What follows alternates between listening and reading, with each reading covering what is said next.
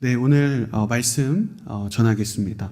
사도행전 27장 9절에서 26절 말씀으로 여러분과 말씀 나누겠습니다. 바울은 베스도 총독 앞에서 가이사에게 상소를 했어요. 이제 바울은 드디어 이탈리아로 가는 실제적인 배를 타고 이동하게 되었습니다.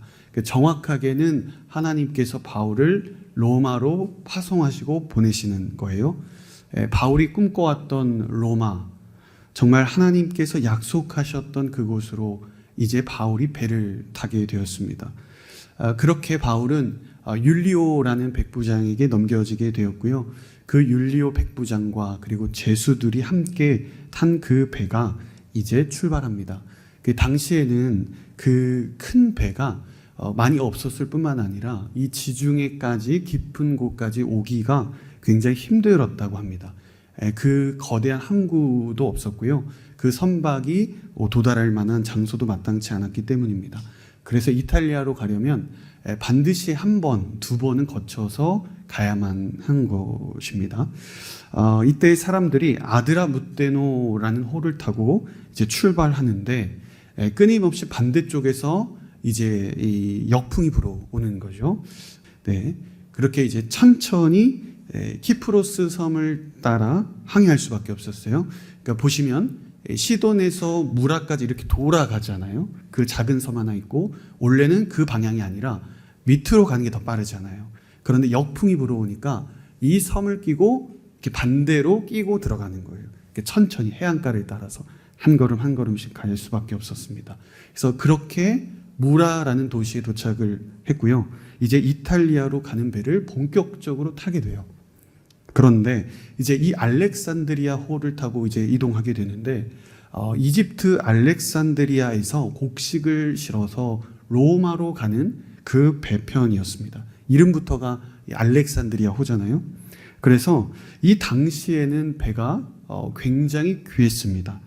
그래서 당시 로마는 이 황제, 그 로마 정부와 그리고 이 배 선장이 협약을 맺어서 이 곡물을 나르는 배에 곡물만 나르는 게 아니라 이제 죄수들도 함께 이제 태워가는 거죠. 또 로마에 볼 일이 있는 사람, 행정적 업무를 해야 되는 사람도 이제 이 곡식을 실은 배에 함께 이제 출발하게 되는 거예요. 타고 이때 이 배에 몇 명이나 타고 있었을까요? 오늘 37절 읽어보진 않았지만 읽어보면 죄수들을 포함해서 무려 276명이 탔습니다. 이 276명이 탄 배가 이탈리아로 가는 거예요. 그런데 예상과 달리 앞으로 나가지 못하는 거예요. 끊임없이 역풍이 불어왔기 때문이죠. 우리 7절에서 9절 한번 읽어보겠습니다. 시작. 우리는 여러 날 동안 느린 항해 끝에 가까스로 니도 앞바다에 도착했습니다. 못하고 살모네의 맞은편 크레타 섬을 끼고 간신히 해안가를 따라 움직여 라세아 도시에서 가까운 아름다운 항구라는 곳에 이르렀습니다. 많은 시간이 소모되고 이 사람들에게 충고했습니다. 지금 계속해서 말씀해 보는 것처럼 편서풍이었어요. 반대쪽에서 배를 향해 바람이 끊임없이 불어옵니다. 그러니까 당연하게 배가 나아가지 못하고 지체되는 거예요. 원하는 계획대로 항로를 가지 못하고 항로도 바꿉니다. 그래서 다른 루트를 따라 지도에서 보셨던 것처럼 위로 해안가를 타고 조금씩 가는 거예요. 근데 문제는 배가 느리게 가는 게 문제가 아니라 이 당시의 선박은 오늘날처럼 정교하지 않았기 때문에 단단하지 않았습니다. 그래서 그 항구를 들릴 때마다 정비를 해야 돼요. 재정비를. 그리고 무엇보다도 배 안에서 먹을 식량을 이렇게 다 싣고 가는데 그 식량이 이제 떨어질 위기가 찾아오게 되는 거예요. 그런 상황에서 계속 바람은 순풍이 불지 않고 역으로 불어오고 있는 거예요. 지금 현재 바울은 로마에 가고 있습니다. 이 로마는 바울의 단순한 의지로 간 게 아니라 하나님이 바울에게 약속하시고 하나님께서 바울을 로마로 보내시겠다는 하나님의 계획이었습니다. 이렇게 말씀하셨죠. 내가 로마에서도 나에 대해 증언해야 할 것이다. 하나님께서 바울에게 분명하게 비전을 주셨습니다. 하나님의 파송을 받아서 그 주님의 비전을 품고 로마 세상의 중심에 가서 하나님의 복음을 전하기 위해 가는 거예요. 근데 상식적으로 하나님의 뜻이라면 신속하게 목적지에 가는 것이 맞는 것 같은데 계속 딜레이가 되는 거예요. 이걸 보면요, 여러분, 하나님이 주신 비전이라도 이렇게 느리게 성취될 때가 있는 거예요. 우리 수련회 둘째 날 최종현 목사님께서도 이야기하셨지만 하나님이 나에게 말씀하시고 약속하셔도 그것이 완성되기까지는 시간이 필요합니다. 우리가 2박 3일 동안 하나님의 꿈을 품고 하나님의 은혜를 누리며 이제 세상 가운데 우리는 하나님의 은혜 가운데 파송을 받게 될 것입니다. 우리가 충만한 은혜를 받았어도 우리가 하나님의 말씀과 비전을 발견했어도 그 과정을 채워가기까지는 시간이 필요할 수 있는 거예요. 그런데 여러분, 그럼에도 불구하고 여러분들이 낙심하거나 의심하지 않기를 바랍니다. 때로는 우리의 인생의 항로가 예상치 못한 바람 가운데 불어올 수가 있습니다. 내가 가는 방향 그 역으로 바람이 불어올 때가 있고요. 때로는 그 상황 속에서 항로를 이탈할 때도 있습니다. 그리고 시간이 소모될 때도 있는 거예요. 그러나 여러분을 향한 하나님의 비전이 결코 포기되지 않는 한, 여전히 살아있는 한 그 비전은 반드시 이루어질 것입니다. 우리가 보통 인생을 그 속도가 아닌 방향이라고 말할 때가 많잖아요. 저는 한 가지 더 이렇게 말하고 싶습니다. 속도도 방향도 아니라 예수 안에 머무는 것이다. 이 노아의 방주를 한번 생각해 보세요. 이 노아의 방주에는 여러 가지 특징이 있었는데 가장 독특한 것은 배가 나아갈 돛이 없어요. 배가 앞으로 나가려면 동력장치가 필요하잖아요. 그 어떠한 동력장치가 없는 게 노아의 방주였습니다. 이 노아가 만든 이 방주는 자기 스스로 바다를 뚫고 이 바다를 향해 항해를 하지 못한다는 거예요. 이게 가장 중요한 특징입니다. 이 파도가 밀어닥치면 그 조류의 흐름에 따라 배가 정처 없이 움직이고 흔들릴 수밖에 없습니다. 그런데 노아의 방주는 하나님이 원하시는 목적지까지 안전하게 도달했어요. 왜 그랬을까요? 여호와 하나님께서 그 방주 안에 계셨기 때문이죠. 그리고 그 방주가 하나님 안에 있었기 때문입니다. 주님께서 우리들에게 약속하셨습니다. 우리들의 인생의 목적지에 도착하도록 하나님은 우리에게 비전을 주시고 우리에게 약속하시고 끊임없이 말씀하세요. 그런데 우리가 왜 걱정할 수 있겠습니까? 예수님 안에 우리가 항해를 시작했는데 어떻게 우리가 시간이 지체된다고 두려움이 있을 수 있겠어요? 우리가 고민이 있겠습니까? 가장 중요한 것은 우리가 어디에 있느냐, 어떤 방향으로 가느냐, 그것보다 더 중요한 것은 주님 안에 머무는 것입니다. 주님께서 여러분들의 항해를 열어주실 것이고 여러분들이 주님 안에 있다면, 그리고 주님이 여러분 안에 있다면 하나님께서는 여러분들을 향한 그 비전, 그 목적지를 안전하게 도달하게 하실 것입니다. 지금 그래서 바울이 아름다운 항구다라고 불리는 개역개정에선 미항이라고 있는데 그곳에 있어요. 이곳에 잠시 머물게 되는데 보통 겨울에는 바다가 어는 경우가 생깁니다. 그래서 만일 시간이 지체되면 이 항구가 얼어버리면 배가 출항하지 못해요. 그러니까 오늘날처럼 쇄빙선이 있는 것도 아니고 헬리콥터가 있는 것도 아니다 보니까 만약에 항구에 갇히면 몇 달이고 기다려야 되는 거예요. 그래도 항구에 갇히면 그래도 다행인데 문제는 항해를 하는데 바다가 얼었어요. 그럼 그 언 바다를 배가 지나가면 반드시 그 당시에는 파선이 될 수밖에 없는 상황입니다. 그러니까 심각한 상황이에요. 그래서 바울이 판단한 거예요. 지금 바람도 계속 역풍으로 불어오고 있고 지금 바다도 얼어버릴 것 같으니까 차라리 우리 미항에 남읍시다. 시간을 조금만 더 보내고 날씨가 잠잠해지면 가봅시다 라고 제안을 하는 거예요. 우리 10절에서 12절 한번 계속 읽어보겠습니다. 시작. 여러분, 내가 보니 우리가 이렇게 계속 항해하다가는 재단에 빠지고 배와 짐이 큰 손실을 입을 뿐 아니라 우리 목숨도 위태로울 것입니다. 그러나 백부장은 바울의 말보다는 선장과 선지의 말을 더 따랐습니다. 그 항구는 겨울을 나기에 적당하지 않았기 때문에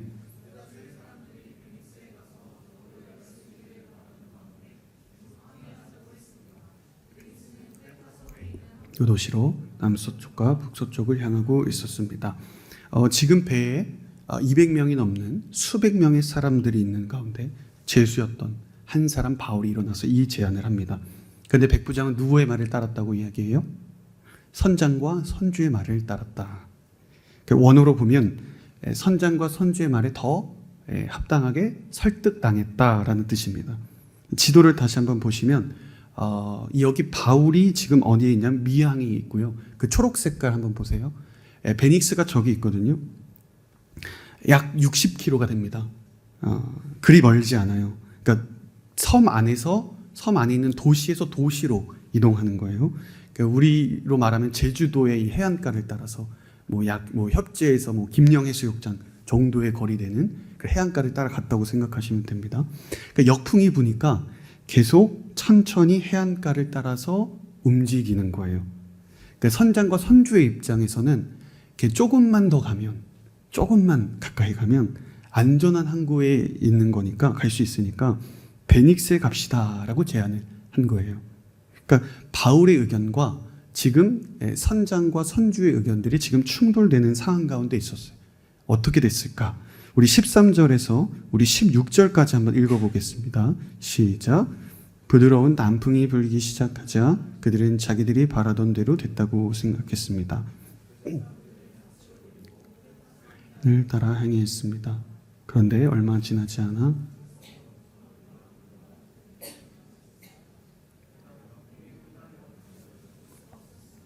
그래서 우리는 배가 가는 대로 내맡기고 표류하다가 가우다라는 작은 섬 아래쪽을 따라 지나면서 간신히 거룻배를 바로잡을 수 있었습니다.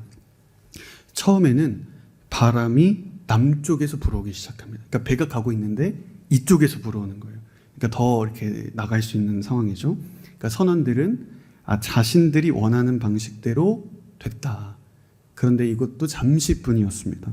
여러분, 우리가 하나님의 뜻대로 가지 않고 때로는 세상의 방식을 따라도 잠시 잘 되는 것처럼 보일 때가 있다는 거예요. 그러나 분명한 것은 일시적인 일입니다. 이것에 여러분들이 속으시면 안 되는 거예요. 당장 눈앞에서는 하나님의 방식대로 하지 않고 세상의 방법대로 했을 때 잘 풀리는 것처럼 보일지 모르지만 멀리서 보면 이것은 하얀 곡선인 거예요. 하나님의 뜻에 반하는 결정은 반드시 최종적으로 한계에 부딪히게 되어 있습니다. 그렇게 이 배는 지금 유라굴로라는 이 강력한 태풍을 만납니다. 결론적으로 누구의 말이 맞았어요? 바울의 말이 맞았습니다. 근데 여기서 우리가 생각해야 될 것은 바울의 말이 선장과 선주의 말보다 더 타당하고 합리적이었기 때문이었을까요? 아니면 바울이 성령의 음성을 들어서 환상을 보고 하나님께서 거기로 멈춰 있으라라고 말했기 때문에 그 의견을 제시했을까요? 사실 바울과 선장 두 사람의 말을 들어보면 다 일리가 있고 타당한 말입니다.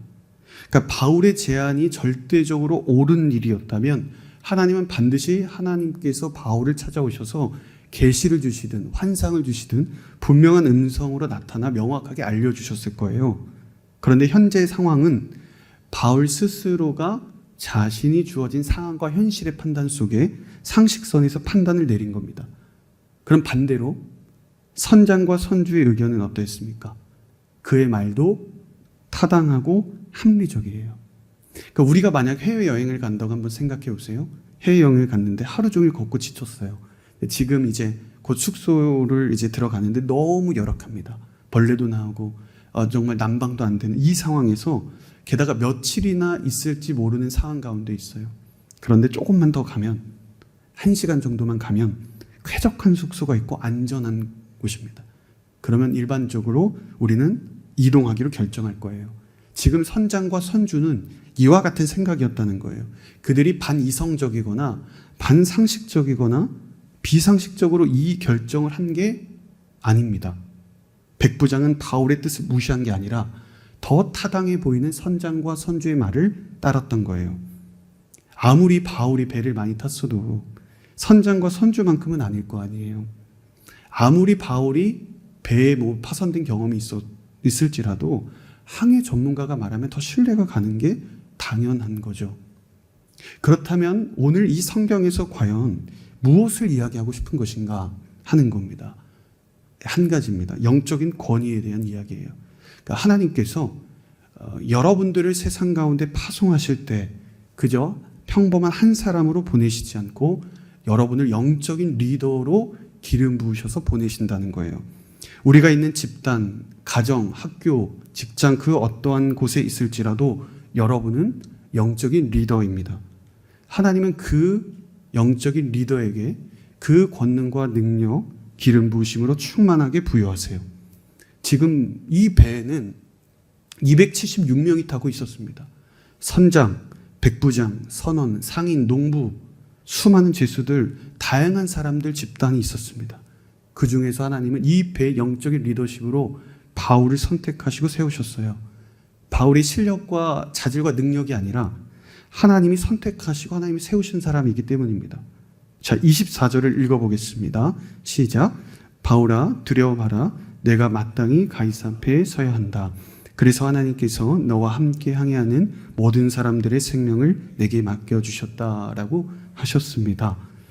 내가 원하든 여러분들이 원하지 않든 간에 하나님은 우리를 보내시는 그 자리에서 우리가 진정한 영적인 리더가 되기를 원하십니다.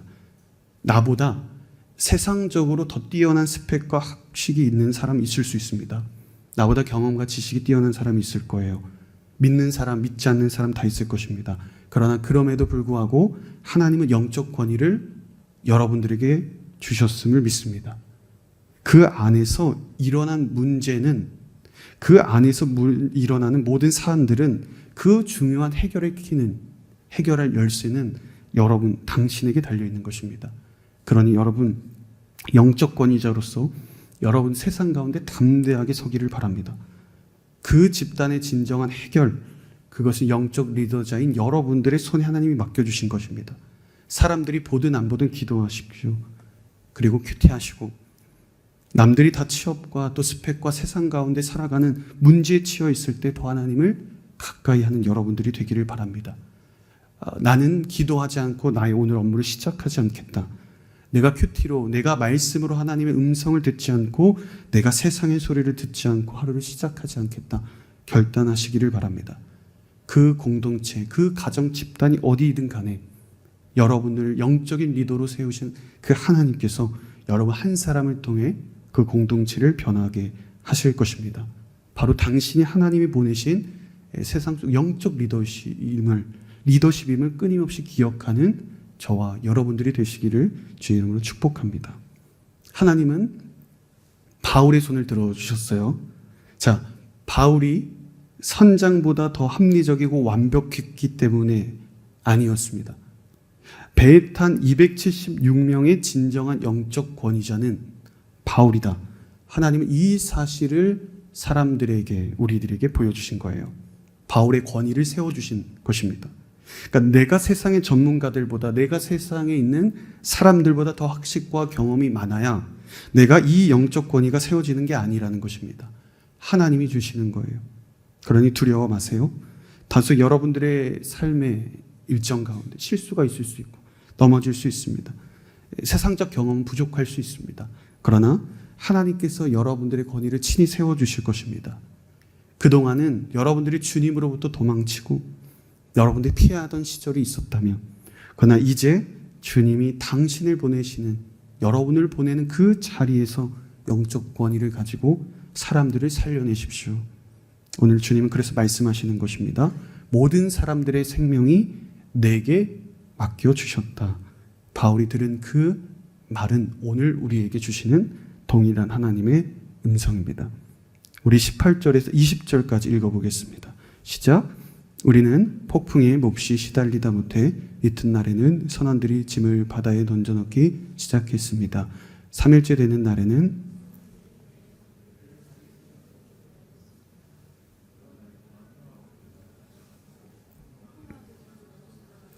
우리는 구조될 모든 소망을 포기했습니다. 여전히 배는 표류하고 이리저리 정처 없이 흔들립니다. 세찬 폭풍이 밀려오니까 파도가 가장 높이 치는 곳 위에서, 그리고 가장 낮은 자리까지 배가 울렁이는 거예요. 18절을 보면 폭풍에 몹시 시달렸습니다. 기록합니다. 그러니까 성경에서 어떠한 사실을 강조할 때는 정말 심각할 때예요. 웬만한 것에는 강조하지 않거든요. 제가 어릴 적에 그 멀미가 굉장히 심했거든요. 차를 타고 저는 1시간 이상 가기가 참 힘들었어요. 그나마 제가 이제 운전면허를 따고 운전하기 시작하면서 조금 사라졌는데, 제가 여전히 없어지지 않는 것 중에 하나가 배멀미예요. 안 그래도 멀미를 이렇게 잘 느끼는 사람인데, 제가 근무했던 부대가 백령도였거든요. 인천 연안부두에서 배를 타고 빨리 가면 5시간, 느리게 가면 7시간 반까지도 걸려요. 그러니까 백령도에 뭐 가는 사람들이 얼마나 있겠어요. 그러니까 배도 이렇게 크지 않거든요. 그러니까 5시간 이상 여러분 배를 타면요, 멀미약 한 박스를 먹어도 소용이 없습니다. 아무 소용 없고요. 그래도 자동차는 멀미하면 내려서 바람을 쐬면 좀 낫잖아요. 근데 배는 갑판에 나가도 계속 흔들려서 더 고통스러워요. 처음에는 그래서 이렇게 부대에 흘려 나가는 것보다 이 배를 타고 백령도 들어가고 이게 너무 더 괴로운 거예요. 만일 그래서 누군가 저에게 너 휴가 하루 안 가고 배를 안 탈래 한다면 저는 휴가 2일도 줄일 수 있습니다. 그러니까 배를 안 탄다면 나는 정말 그 휴가를 안 가도 며칠을 빼도 되겠다, 이런 마음이었어요. 군인에게는 휴가가 생명이잖아요. 그러니까 생명과도 맞바꿀 수 있을 정도로 정말 이렇게 괴로웠어요. 정말 고통인데, 당시에 바울이 타는 배를 생각해 보세요. 뭐가 제대로 되어 있겠어요? 지금도 우리가 아무리 이 최신식의 배를 만들어도 배멀미가 나는데, 배가 계속 배 안으로 물이 들어오는 거예요. 그리고 여기저기 배 안에서 고장난 삐그덕 소리가 들리죠. 배멀미 나죠. 스트레스 받죠. 죽음의 공포까지 이제 오죠. 지옥과도 같은 상황입니다. 그러자 탑승객들이 지금 뭐 하고 있어요? 짐을 바다에 던지고 있습니다. 그런데 이 짐은 단순한 물건이라고 생각하면 안 돼요. 로마 드림을 꿈꾸는 사람들의 모든 미래와 소망이 담겨있는 짐입니다. 상인들은 물건을 팔아서 가정을 살려보겠다고 하는 사람들의 꿈이 있고, 젊은이는 로마라는 대도시에 가서 내가 저명한 정치인이 되겠다라는 꿈이 있고, 죄수는 무죄 선고를 받을 마지막 행선지입니다. 그 짐을, 그 배 안에 있는 모든 물건들을 다 버렸습니다. 그런데 사람이 극한의 죽음을 직면하니까 그동안 자신이 믿어왔고 절대적이라고 여겼던 소유가 아무것도 아닌 거예요. 내 계획, 내 물질, 내 명예, 내 욕심, 사람, 다 험한 것입니다. 그래서 하나님께서요, 우리들의 인생 가운데 삶의 고난이라는 폭풍을 만나게 하시는 이유가 있는 거예요. 그동안 내가 소중하게 여겨왔던, 간직해왔던, 이것이 나를 구원해 줄 것 같았던, 이것이 나를 조금이라도 낫게 해줄 것이라고 믿었던 온 세상의 것을 버리라는 것입니다. 그래서 주님은 말씀하세요. 너의 인생의 배에 실을 짐은 너의 경험도, 너의 지식도 아니고 너의 물질도 권력도 아니라 오직 예수 그리스도 한 분뿐이다. 인생의 항해에서 우리가 오직 믿고 의지할 것은 오직 주님 한 분뿐이다. 주님은 말씀하십니다. 사랑하는 여러분, 인생의 배에서 세상의 헛된 모든 물질과 우리의 교만과 욕심을 다 내어 던질 수 있는 저와 여러분들이 되시기를 주님의 이름으로 축복합니다. 그렇게 배가 또 계속해서 바다의 한복판을 끊임없이 떠나네요. 사람 마음의 소망이 사라지는 거예요. 나는 이제 살 소망이 없다. 난 이제 죽은 목숨과도 같다. 이때 하나님의 말씀이 바울에게 들려옵니다. 24절, 25절 읽습니다. 시작. 바울아, 두려워 마라. 내가 마땅히 가이사 앞에 서야 한다. 그래서 하나님께서 너와 함께 항해하는 모든 사람들의 생명을 내게 맡겨주셨다라고 하셨습니다. 그러니 여러분 안심하십시오. 나는 하나님을 믿으니 내게 말씀하신 대로 이루어질 것입니다. 아멘. 이러한 절방의 한복판에서 태풍이 몰아치는 이 폭풍의 한가운데서 하나님의 약속이 다시 한번 또 재확인되는 거예요. 하나님의 음성 들려옵니다. 그래서 하나님의 말씀은요, 우리의 고난의 순간에 더 명확하게 들려오는 것입니다. 탑승객들은 자신들의 모든 짐을 버렸어요. 선원들은 배의 장비, 불필요한 최소한만 남기고 장비를 다 버렸습니다. 모든 사람은 다 구조될 소망 다 포기했어요. 도저히 자신의 힘으로 감당할 수 없고 통제할 수 없는 그때 하나님의 약속은 명확하게 우리를 찾아오는 것입니다. 주님이 우리에게 말을 걸어오세요. 그런데 더 중요한 의미가 있어요. 하나님께서 왜 바울에게 이 약속의 말씀을 들려주실까요? 왜 이렇게 바울에게만 영적 권위를 주시고 바울에게만 하나님의 음성을 들려오게 하시는 것일까요? 중요한 것은 사람들을 위로하기 위해서라는 거예요. 맡겨진 사람들을 안심시키는 거예요. 하나님께서 왜 우리들에게 영적인 권위를 주시는가? 주님의 말씀으로 사람들을 위로하라는 것입니다. 지금 이 배에 탑승한 사람 중에 예수 그리스도를 믿는 크리스천은 1%도 되지 않을 겁니다. 그러나 그 1%, 아니 단 한 사람일지라도 99%의 불신자를 위로하고 안심시키고 케어합니다. 이것이 어떻게 가능해요? 영적 리더자가 가지고 있는 고유한 재능과 재질과 능력이 아니라 바울이 주님의 말씀을 들었기 때문에, 바울이 주의 약속의 말씀을 붙잡았기 때문에 이야기하는 것입니다. 제가 순장 교육할 때도 늘 말씀드리는 것이 있지만 영적인 존재는 늘 하나님의 말씀으로 위로받을 때 진정한 만족을 얻을 수 있다는 거예요. 우리는 내 감정과 내 능력으로 사람들을 위로하는 사람들이 아니라 주님의 말씀으로 위로하는 사람들입니다. 그러면 주님이 그 사람을 직접 위로하게 되어 있어요. 하나님의 마음을 전해 주십시오. 상대가 주님의 약속을 바라볼 수 있도록 주의 약속을 믿을 수 있도록 하십시오. 그때 하늘로부터 참된 위로가 바로 그 상대에게, 그 대상에게 임하게 될 줄로 믿습니다. 그렇게 알렉산드리아호가 14일 동안 표류합니다. 여러분 14일 동안 아무것도 먹지도 못했어요. 여러분 말이 14일이지 이렇게 폭풍과 거센 바람이 몰아치는 그 바다 한가운데서 단 하루라도 생존하는 것도 놀라운 기적인데 14일 동안 살아있습니다. 하나님의 보호하심 아니면 설명할 수 없습니다. 이때 바울이 무엇을 행하는가? 35절, 36절 읽어봅니다. 시작. 바울은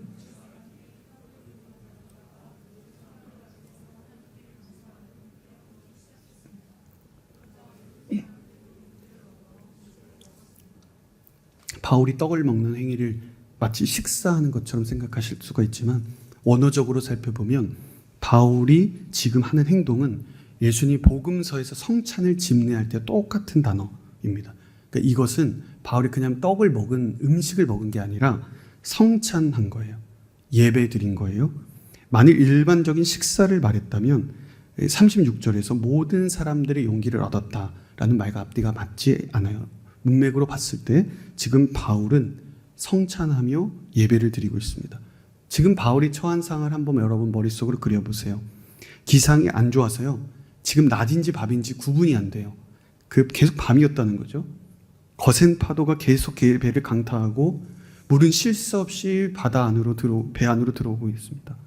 배가 통째로 뒤집어질 것 같은 상황이 14일간, 그것도 목적지도 모르고 간 길도 모르고 방향도 모르고 어디인지 짐작도 안 되는 상황 속에 표류합니다. 그런데 그 폭풍 한가운데서 바울이 무엇을 했습니까? 예배했다는 거예요. 하나님을 주목합니다. 바울은 그 절망의 감옥 한가운데서도 예배를 드렸던 사람이고요. 바다 한복판에서도 예배하는 사람이었던 거예요. 바울이야말로 정말 조이풀 노이즈로 하나님을 예배한 사람이죠. 배멀미와 죽음의 공포로 극심한 스트레스로 가득한 여기저기 많은 사람들이 저렇게 누워서 반쯤 죽어 있는데 바울이 예배하는 모습을 보면서 사람들이 무슨 생각을 했을까요? 천하태평하다. 저렇게 한가롭게 어리석은 사람이 있나 생각했을 거예요. 그런데 36절을 다시 한번 보세요.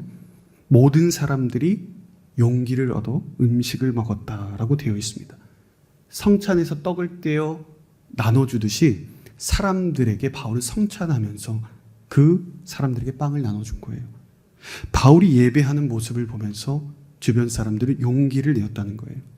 아니, 저렇게 자신의 목숨이 시시각각 어떻게 될지도 모르는 이 상황 속에서 어떻게 저렇게 예배를 드릴 수 있을까?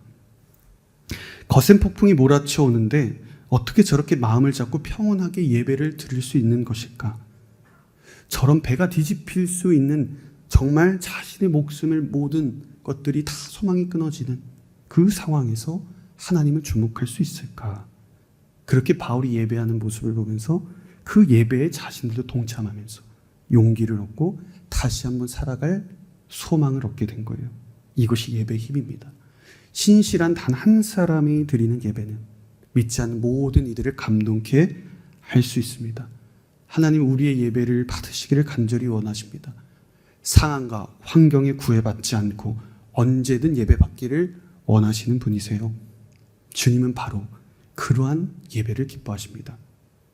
저는 여러분들이 보냄을 받은, 파송받은 그곳이 바로 예배의 자리가 되기를 주님의 이름으로 축복합니다. 우리가 영적인 리더로 하나님께서 우리를 보내시는 것은, 우리가 하나님의 은혜로 파송을 받는 것은 그 자리에서 예배를 세우기 위함입니다. 세상 사람들은 여러분들이 드리는 삶의 예배를 한심하게 볼 수도 있고 무능하게 볼 수도 있습니다. 그러나 여러분이 진정으로 참된 예배를 드릴 수 있다면, 그리고 그 예배자가 단 여러분 한 사람일지라도 여러분들이 예배하는 그 자리는 하나님의 영광으로 충만하게 임할 것입니다. 모든 사람들이 결국 당신의 예배를 통해 하나님을 인정하게 될 것입니다. 많은 사람들이 함께하는 예배, 단순한 숫자 예배를 말하는 것이 아닙니다. 여러분들이 진실로 어떠한 상황 가운데 드리는 하나의 예배, 그 예배가 모든 사람들을 위로하고 모든 사람들을 하나님의 마음으로 감동시킬 것입니다. 사랑하는 다윗공동체 여러분, 저희가 2박 3일 동안 조이풀 노이즈 수련회로 은혜의 시간을 보냈습니다. 하나님, 우리는 전심으로 찬양했고요, 우리 하나님의 마음을 다해 온 마음 다해 우린 예배했습니다. 이제 우리는 그 은혜를 품고 여러분들은 이제 세상 가운데 파송을 받게 될 것입니다. 우리가 하나님의 말씀을 아무리 경험하고 우리가 충만한 은혜를 누리고 임재를 누렸어도요, 여러분들의 인생의 항해를 걷다 보면 때로는 유라굴로와 같은 폭풍을 만날 때가 있을 수 있습니다. 예상한 길에서 벗어날 때도 있을 수 있고요, 여러분들이 원하는 계획대로 원하는 시간 내에 가지 못하고 느리게 갈 수도 있습니다. 그러나 우리가 주님의 말씀을 분명하게 굳게 붙든다면, 그리고 어떠한 삶에서도 우리가 예배할 수 있다면 여러분들은 가장 안전한 항해를 하고 있는 것입니다. 여러분 모두 각자 세상 속에 영적인 리더십으로 보냄을 받을 것입니다. 그곳에 여러분들이 보냄받은 그 자리에 바로 여러분들이 영적인 리더입니다. 바로 당신입니다. 영적인 권위는 바로 당신에게 있습니다. 여러분들에게 있어요. 여러분들의 손에 모든 사람들의 생명이 달려 있습니다. 이 사명을 기억하십시오. 하나님은 당신이 사명을 완성하기까지 끝까지 여러분과 함께 하실 것입니다. 끝까지 여러분들을 지켜주실 것입니다. 이 믿음을 다하여 세상에 삶의 예배를 세우고 삶에 하나님의 은혜를 누리며 예배를 세우고 하나님을 마음을 전하며 위로할 수 있는 저와 여러분들이 되시기를 주의 이름으로 축복합니다.